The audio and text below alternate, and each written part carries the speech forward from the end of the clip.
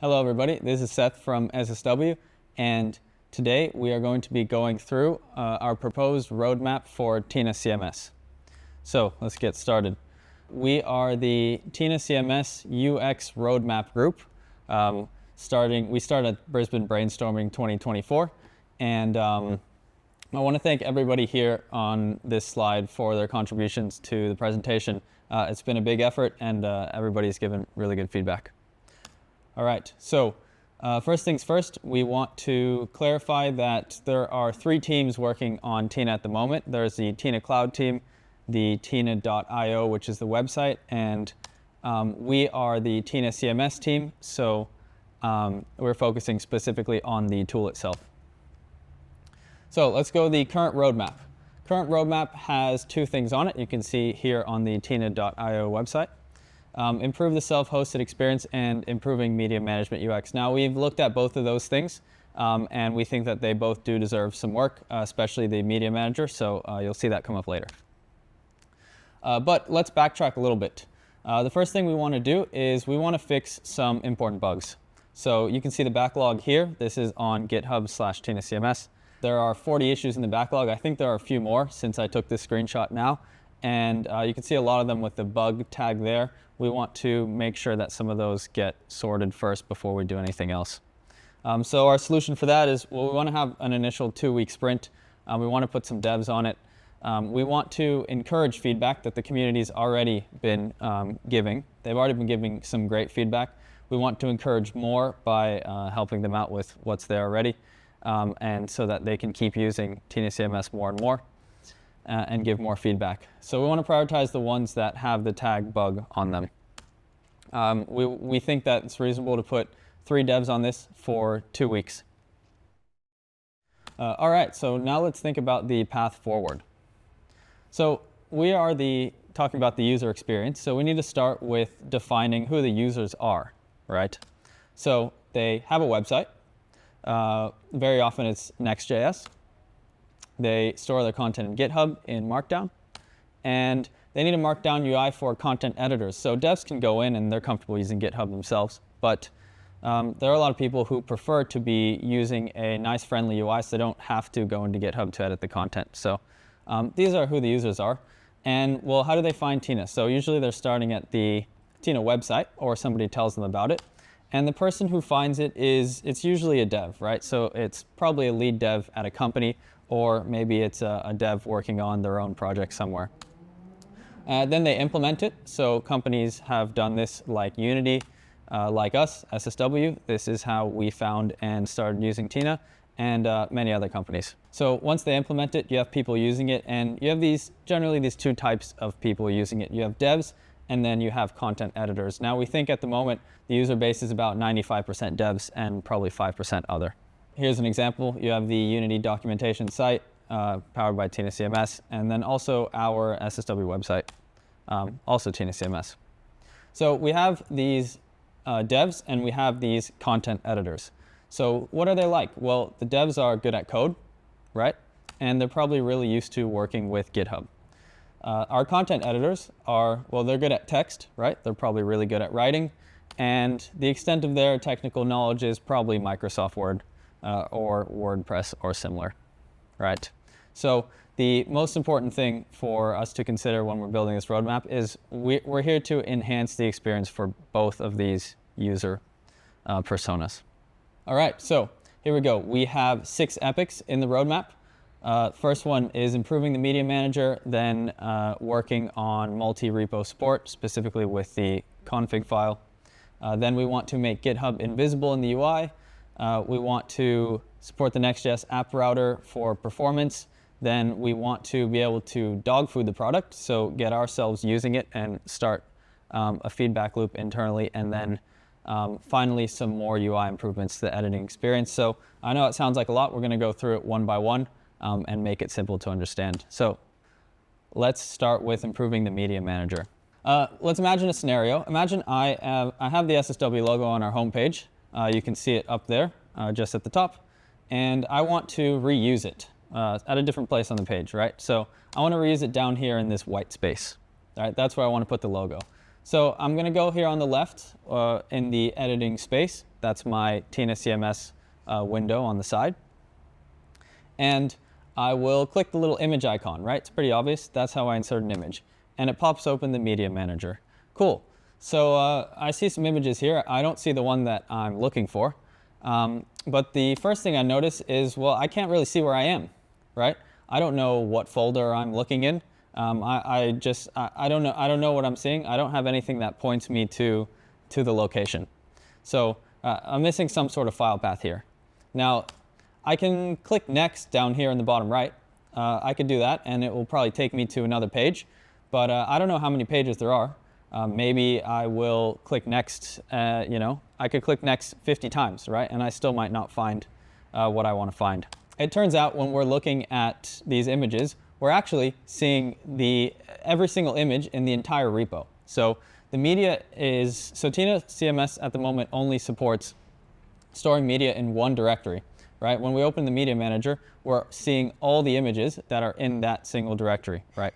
So we're seeing every single thing that's in the repo. So it turns out I actually would click Next, about 1,000 times maybe before I got to find what I wanted to. Now, an alternate and better approach to this, we think, is, for example, the way SSW rules structures itself. You can store images next to the rule file that they're relevant to. So you store it next to the file it's related to.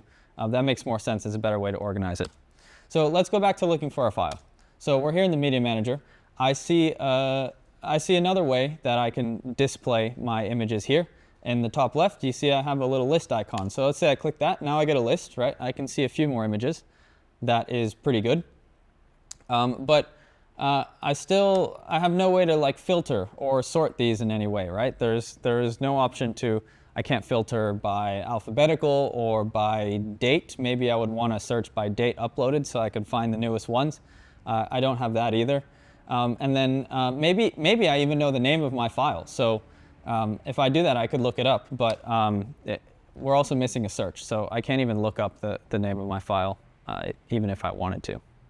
Right. So what would be nice is if we had some sort of explorer here in the media manager that would allow me to navigate and find what I want to find. But we don't have that. So what's going to happen? Well, I'm probably going to give up and hang my head, right? All right, so let's go to another scenario. Imagine this time that I have that same logo that we have, but this time I want to replace it with another logo. I want to replace it with our dark mode logo, okay? So I'm up here. At the top, I got my SSW logo, and I click on it. Opens up the media manager. Great, this time I can see my logo, right? That makes sense because I clicked on it, so it's showing me the selected file. All right, that's good. But I'm looking for options, and I see insert and I see delete, right? I don't see any replace or edit file option or anything like that. So we're missing a button there. So what am I going to do? Well, I might try to upload a new one to overwrite the old one. This is a process that many people are familiar with. This is how Windows works. You upload a file with the same name, it overwrites the old one. So I'm going to click upload. I'll find my logo. That's my dark mode one. It's got the same name. I'll click open, and I get this error, right? So that's bad. Let's try something else. Let's try deleting and re-uploading it. OK, so I'm going to click delete in the bottom right. That's obvious. I got a confirmation window. Cool. I deleted it. Great. Now it's gone. So I want to upload my new one. So here we go. I'm back in the file selector. I select my new one. I click open. And then it uploaded it, but wait, it does not look like the dark mode logo. I'm actually still seeing the old image. So we have looked into this, figured out it's actually a problem with how Tina Cloud stores images. And there's a delete bug where sometimes it won't delete the image from Tina Cloud, and it will still serve the old image even though you've uploaded a different one with the same name, right? So that's not good. We need to fix that. So what am I going to do now? I'm going to be even more angry. And maybe I'll start burning everything. All right. So there's one last pane here, actually. Now imagine that I figured out a solution to my problem. I uploaded my new logo, and I did it with a new name, right? So I could just completely replace the file. So now I want to mark this one in some way, maybe by putting ZZ in front of it, so that I know that it's old and not to use it anymore. But I can't rename the image, right? So that's another problem. Now, let's take one last scenario here. Now, say I want to change the image properties. So I click on my image. I got a couple properties here that come up. I got a caption. I got alt text. Well, alt text is something that almost nobody puts in for their images, right? Unless they're really concerned about SEO. It's an important feature of SEO, but it's quite tedious to do, right? So this would be pretty cool if it was just generated by AI. And we can have it so that every time a new image is added, AI automatically just populates the alt text. That saves all the users just, a minute of work and something else to think about. So solutions for this. Well, first we want to support co-location. So we want media to be able to be stored next to the content. Basically, we want to support a file structure that's different than just having all the media in a single directory, because that basically becomes the abyss. And then for the media manager UI itself, we want to add folder navigation, filtering, sorting, and search. We want users to be able to find better what they're looking for. We also want to fix that delete bug and add replacing and renaming images. And then finally, we want to add a bit of AI in there where it helps in the form of suggested alt text.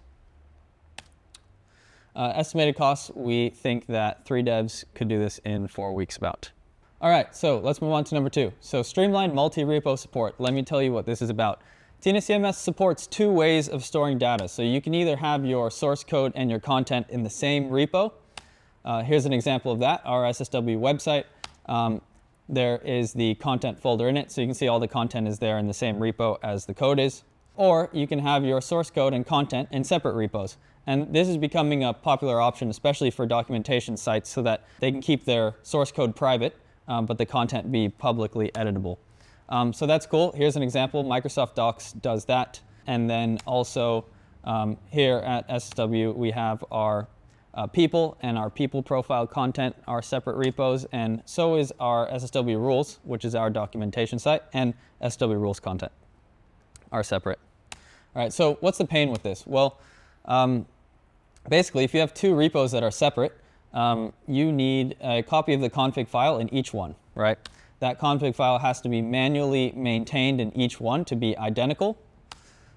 This isn't mentioned in the docs, so it's kind of a nasty surprise for developers to find. And then if they get out of sync, obviously, you get some big problems. So the solution to this is pretty simple. We want to make a single config file.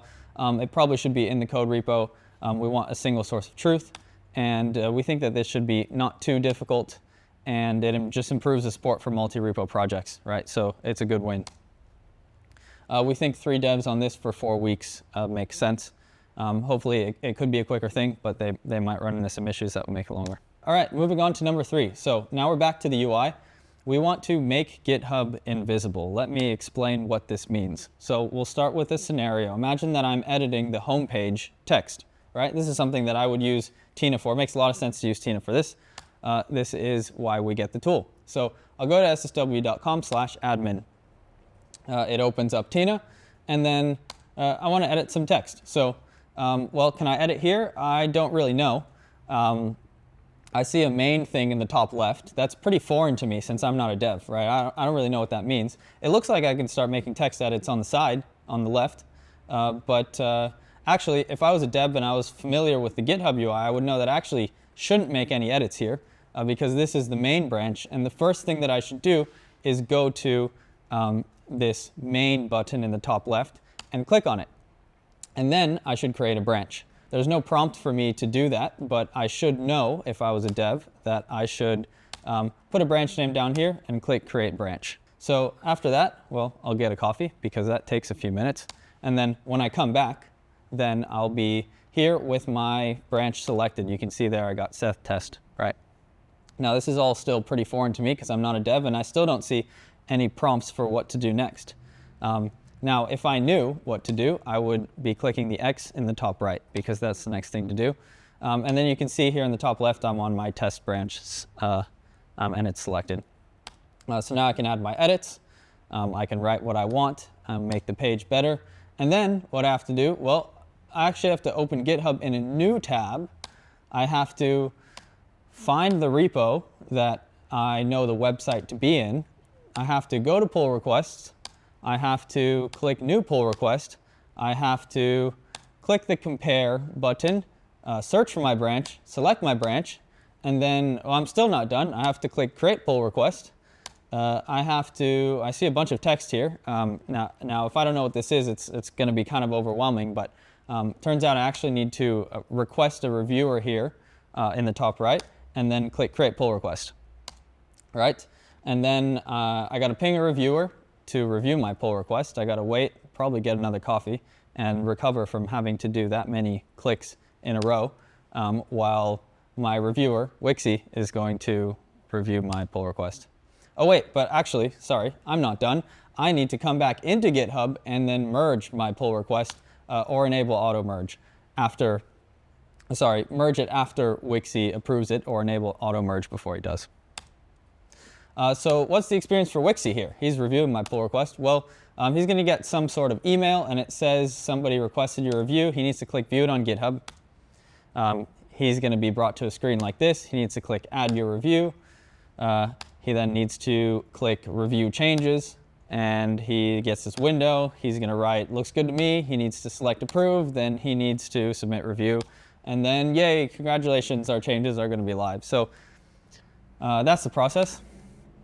And you can see that's pretty difficult and confusing to use for content editors. So if I wasn't a dev, I have pretty much no idea what the next step should be at almost any of those stages.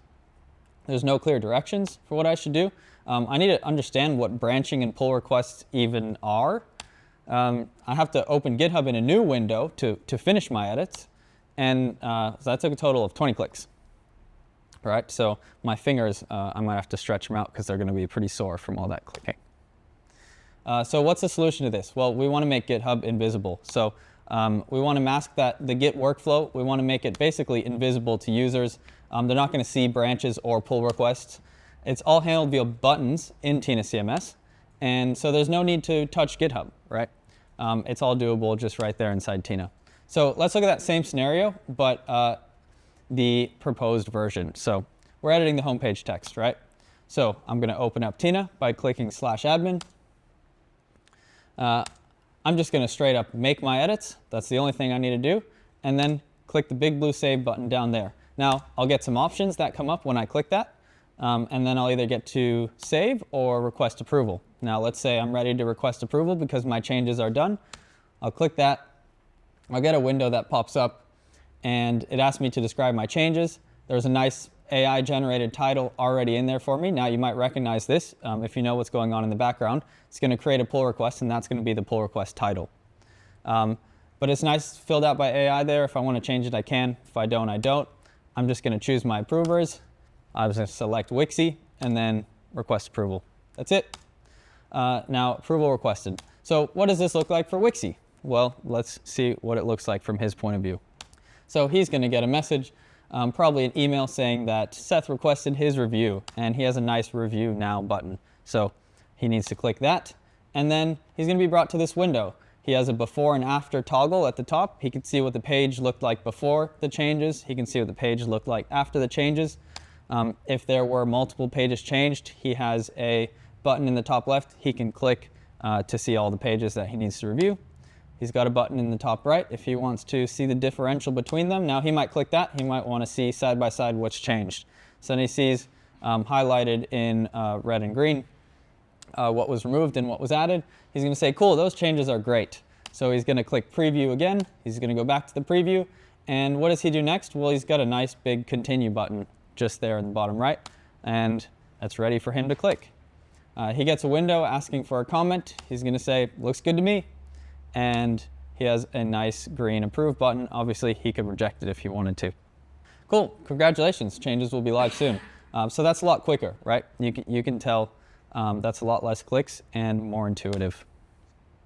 So we think that, well, we obviously need a designer on this because I'm not a designer, nor was anybody else on this presentation. So we want somebody to make those UIs look better. And then 3 devs on it for 8 weeks seems reasonable. Moving on to number 4. So support Next.js app router. We're switching gears here to the performance. So first I'll start with the pain. Here's the pain. New Next.js projects can't use the app router if they want to use Tina CMS, right? So if they want to use Tina CMS, it only supports the pages router which is the old way of doing things. So basically, if somebody wants to start a new Next.js project, they have to start it doing the old way if they want to be able to use Tina. Now, this is sort of a pretty big blocker, right? And then new Next.js projects obviously are going to want to use the app router because that's the latest way to do things. So solution to this is pretty simple. We want to support the Next.js app router for Tina CMS. We know that the majority of Tina users already use Next.js. We expect that to continue. We know they all want the app router. We know it's better for large applications, better for dynamic pages, and it's the latest tech. And then Next.js is the most popular static site generator, so all of that above makes sense in that context. We think that this will take 3 devs, 30 weeks to do. Potentially less, but it makes sense that they will run into some complications as they try to figure this out. All right, so on to step 5. Now we think that at this point, once we have completed all of the above features, we'll be ready to start dogfooding the product to SSW people. Now we think that this obviously is really important because we want all of the feedback we can get. The community already gives us really good feedback, but we want to internally be able to also start getting feedback, and we want to be finding bugs, before the community does, so that we can, make the product better even faster. So the question is here, do we keep SSW rules the way it is, or do we migrate it to Next.js? Now let me explain why that is. So SSW rules runs on Gatsby, and our first option is keep it there and put Tina on it while it's on Gatsby. Now we'll get to improve the documentation. Tina already supports Gatsby. This might be a quick win because it might be relatively easy to do this. We would get feedback quicker. And then potentially Gatsby is on the way out. Its popularity might be declining. It might be inevitable that we have to move rules to Next.js eventually. And so then the other option is we migrate rules now to Next.js and then implement Tina CMS. Again, if we do that, so either way, our devs will be able to improve the documentation for each of these processes. Tina already supports Next.js, so that's good, and it's the most popular way that it's used. We'll have MDX support, which is important for the editing experience. Build times will be improved for rules. The cons are, well, this is not easy, and then it's high risk, just like any migration carries risk. So you can see the comparison here between Next.js and Gatsby. Next.js is clearly getting a lot more popular. We're not so sure about Gatsby, so we have a feeling that that might be the way it leans, but we'll leave this up to the team to investigate. So we think 3 devs investigating that for 2 days would be worthwhile. And then once that's done, we'll be able to say Tina's on rules, and we're going to be using it currently. That'll be awesome.